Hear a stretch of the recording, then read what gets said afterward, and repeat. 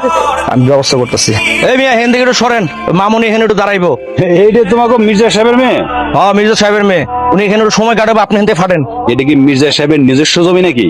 এটা সরকারি জমি, যে খুশি দাঁড়াবে, যে খুশি বসবে, ঘুমাবে। এই, আপনি ওনার সাথে খারাপ ব্যবহার করতেছেন কিসের জন্য? আপনি তো পঙ্গু, তাই আপনার সাথে খারাপ ব্যবহার করতে পারছি না, এই জন্য এই টাকলার সাথে খারাপ ব্যবহার করছি। আপনি কি অন্ধ নাকি? হ্যাঁ, আমার যে দুটো পা আছে আপনি কি দেখতে পাচ্ছেন না? আপনার পা আছে কিন্তু নিজের পায়ে চলতে পারেন না, নিজের পায়ে হাঁটতেও পারেন না।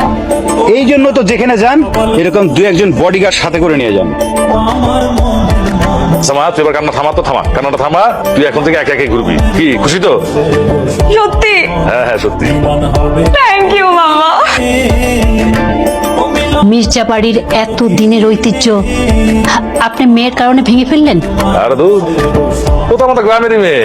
এই গ্রামে ঘুরলে ওর কে কি করবে? ওরা সবাই চিনে, কেউ ওর ক্ষতি করতে পারবে না।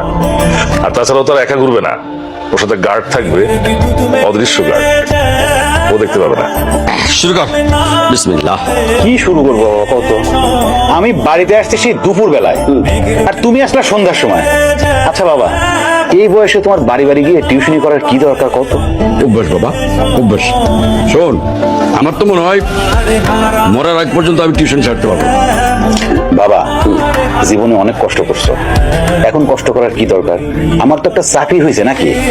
শোনো, আমার চোখের সামনে তুমি এই বয়সে এসে রান্না করে আমার সামনে নিয়ে আসছো, এটা কি মানা যায় কও? বাবা, চাকরি হয়েছে ভালো কথা, কি চাকরি হয়েছে তোরা আমি কোনদিন জিজ্ঞাবো না, কিন্তু আমি যেন শুনি জয়নাল মাস্টারের ছেলে সৎভাবে মাথা উঁচু করে চাকরি করে।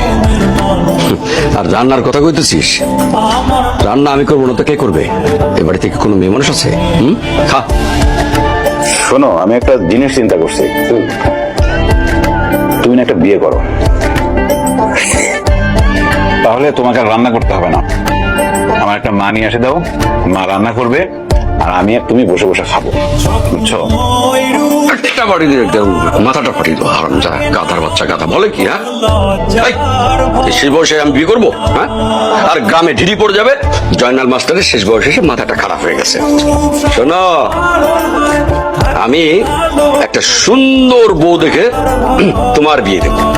আমার মাকে তো দেখেছো কেমন টুকটুকে লাল সুন্দরী, ওরকম একটা সুন্দরী বউ আনবো, আর সেই মা এসে আমাদের রান্না করে খাওয়াবে।